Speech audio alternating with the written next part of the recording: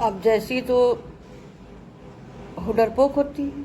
अब उनके स्कूल में जो है ऑफ़र आता है, एक ठो सहेली होती है, वो कहती चलो तुम स्कूल में जो है नौकरी करोगे, तुम्हारी आर्थिक स्थिति थोड़ी ठीक हो जाएगी। जयश्री की मम्मी कहती बेटा स्कूल में मत पढ़ाओ, स्कूलों का माहौल अच्छा नहीं होता है, स्कूल मत जाओ। लेकिन जयश्री कहती नहीं हम जाएंगे स्कूल, मम्मी जाने दो, हमको पढ़ाने दो, शायद मेरी स्थिति कुछ अच्छी हो जाएगी। अब देखो जयश्री के भी कुछ शौक़ होते हैं। उसको एक साइकिल लेने का शौक़ होता है कि उसको एक साइकिल मिल जाए तो साइकिल से अपने कॉलेज जाया करेगी, पैसा जोड़ के एक साइकिल खरीद लेगी। लेकिन साइकिल कहाँ जोड़ देगा, कोई साइकिल नहीं।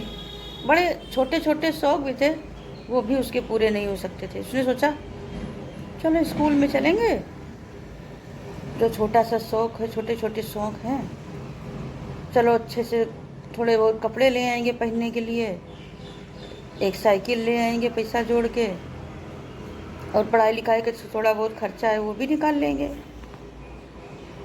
भाई मम्मी ने एक साड़ी दे दी उसको साड़ी को पहन के जयश्री भाई स्कूल गई पढ़ाने के लिए। वहाँ पे उसकी एक सहेली मिली, उसने कहा कि चलो अंदर चलें। वहाँ पे अंदर गई जयश्री, वहाँ देखा कि जवान जवान 4 लड़के बैठे हैं, लड़कियाँ बैठी हैं खूब सारी,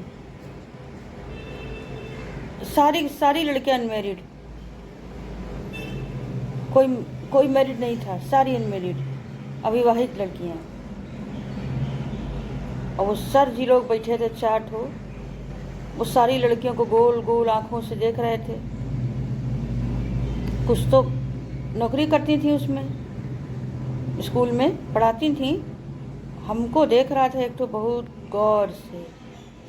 जयश्री ने कहा, अपनी मम्मी से बताया कि मम्मी स्कूल का माहौल ठीक नहीं था। मम्मी ने उससे पूछा क्यों बेटा क्या हुआ, तो जयश्री ने उसको मम्मी को बताया कि मम्मी हम स्कूल गए,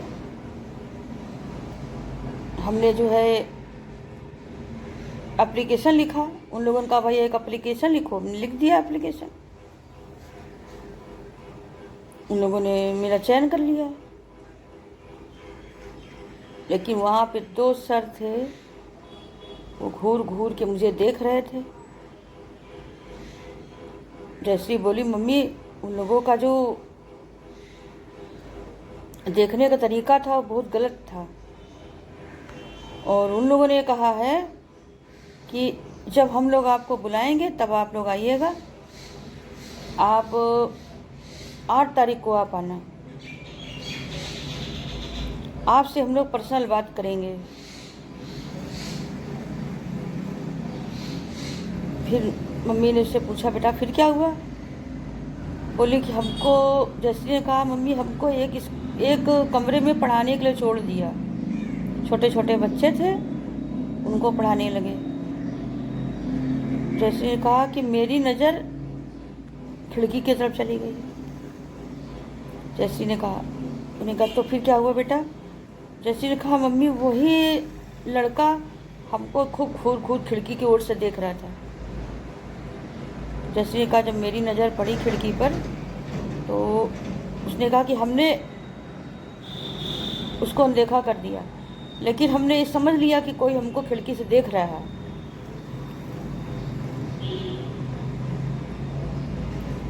जयश्री ने कहा कि मम्मी हमने सोचा आज का दिन किसी तरह सीधे बीत जाए, किसी से हमको कुछ बोलना नहीं है, धीरे से निकल लेना है यहाँ से। और जयश्री ने अपना पूरा समय पार किया।